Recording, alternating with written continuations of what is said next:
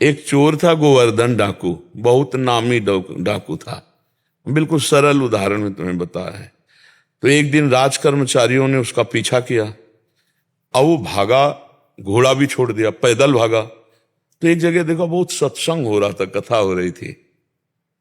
पंडित परशुराम जी महाराज कथा कर रहे थे, करमयती बाई के पिता। ये प्रमाणित कथा हम आपको बता रहे। तो उस सभा में घुस गया। तो राज कर्मचारी आए, सोचा सभा में चोर कैसे हो सकता है, यहां तो चोर घुसने का अब उसको पाया ही नहीं। जब कथा 2-3 घंटे बाद समाप्त हुई तो कथा का प्रसंग चल रहा था। वृंदावन में श्री बांके बिहारी लाल को आज यशोदा मैया ने सोने की करधनी, सोना, वो तो चोर आदमी, करधनी सोने की। भगवान श्री कृष्ण चंद्र जी को बांके बिहारी को कह के पुकार, 8 वर्ष की अवस्था है, मैया ने सोने की लकुट दी, सोने का। अरे इतना माल एक साधारण, और गाय चराने अपने सखाओं के साथ जा रहे हैं। कथा समाप्त हुई, नजदीक पहुंचा, चाकू निकाली, पंडित परशुराम जी के गले में लगाई, पता लिखो। ये जो इतना धनी बालक का वर्णन कर रहे थे, पता लिखो। उन्होंने देखा तो उनका डाकू है जो मेरा नाम सुन करके भयभीत हो जाते हैं, हमारा नाम गोवर्धन डाकू है। कहा भैया इतनी तुम्हें जल्दीबाजी क्या है? बोले पता लिखो। केवल कहा? बोले मथुरा क्षेत्र वृंदावन, बाप का नाम नंद बाबा, कन्हैया, गाय चराने।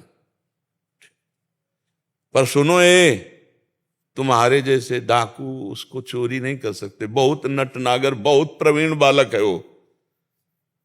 तो उन्होंने कहा तुम हमको ऐसा समझते हो, अकेले अकेले राजाओं के महलों को लूट लिया है। बोले फिर भी नहीं लूट सकते, बहुत प्रवीण है।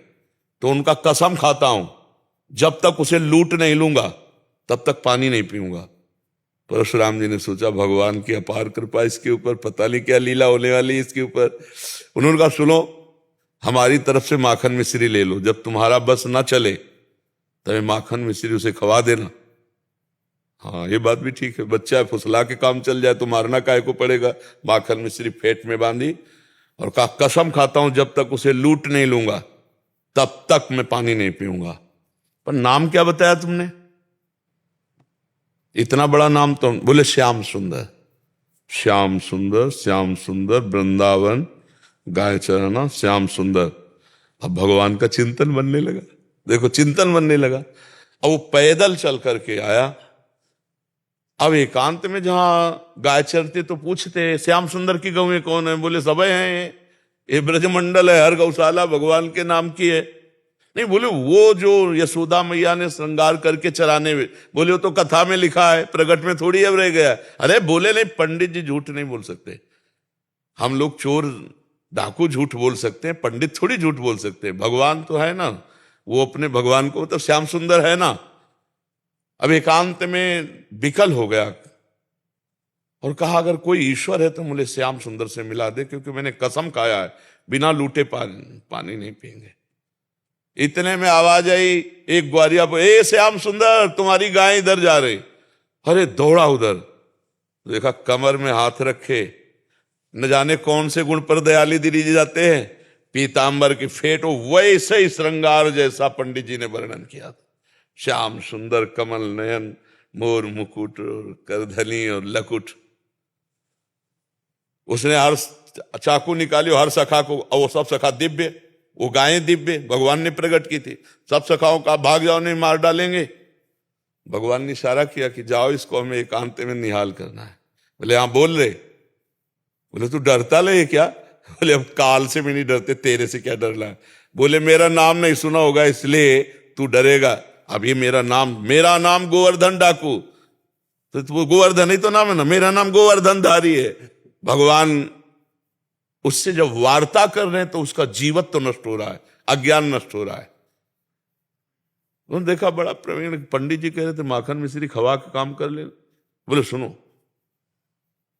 भगवान ने कहा अच्छा ऐसा प्यार करते हो? बोले प्यार के लिए नहीं, ये सोना चांदी जो पहले ये उतराले के लिए। वो कहा ये तो वैसे ही उतार देंगे, लाओ तुम्हारा। माखन मिश्री खाई और कहा थोड़ा तुम खाओ, और जे भी भगवान ने चखाया उसे भगवत अज्ञान हो गया। अब भगवान को साष्टांग दंड, प्रभु प्रभु। एक बात सुनी कि कन्हैया गाँव में चला रहा है, चल पड़ा, कसम खा ली तो भगवान मिल गए। यहाँ जीवन व्यतीत हुआ जाता है, हलवा पूड़ी खा करके दिनचर्या का बैलेंस बनाते रहते हैं, तो भगवान कहाँ मिले?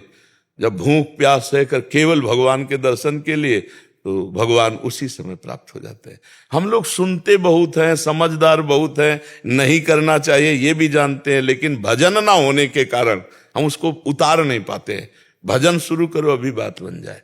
नाम जप करो और निश्चय करो कि मुझे इस मार्ग में चलना है, तो पापाचरण नहीं करना है, गंदी बात नहीं करनी, किसी को दुख नहीं देना, किसी का अहित नहीं करना, तो मंगल शुरू हो जाए। अभी दिव्यता आने लगे अंदर, अंदर की दिव्यता, ये बाहर शरीर का राग छूट जाता है। समझ पा रहे आप?